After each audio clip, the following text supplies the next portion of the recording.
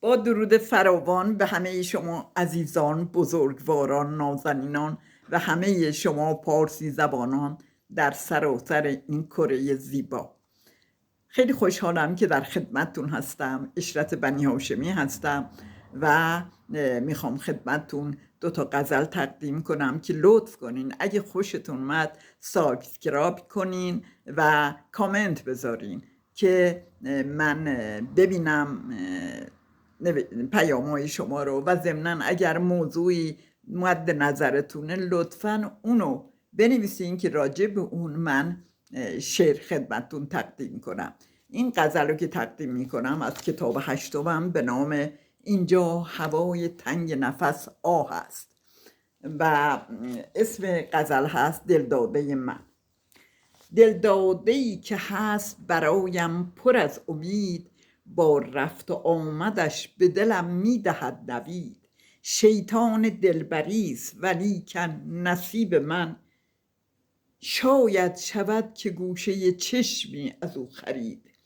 دل برده است از همه شاعران شهر، اما به من که میرسد کم میشود چشید. دستی به دست من که سپرده چه گویمت، کو کنج خلوتی که بنالم از او شدید.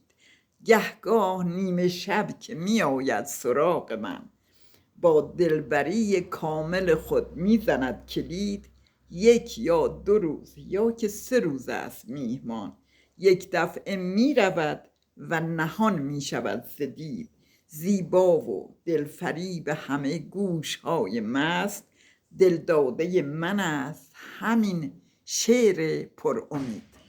عزیزان، ضمناً خدمتتون بگم که این تابلو رو یکی از نازنینان به نام خانم نوشین رباعی منو تابلو کردن و برام فرستادن که بسیار ممنونم ازشون. و ضمناً باز یکی از عزیزان به نام آقای عطار از بوشهر چندین رباعی منو خوشنویسی کردن و برام فرستادن که باز هم از ایشون ممنونم و مترصد یک فرصتی هستم که این رباعی ها رو قاب کنم.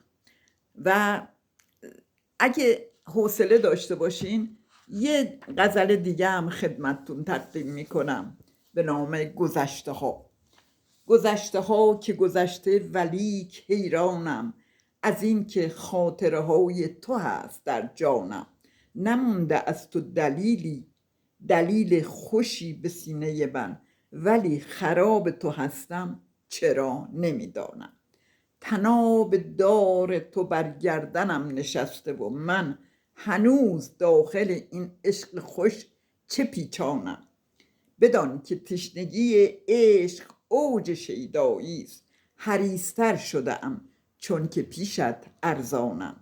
تمام جان و جهانم تویی که از دنیا، هر آنچه خوبی و شور است بر تو خواهانم. و ممکن است به فکرت رسد که مجنونم، نه جان من فقط این است مرد میدانم.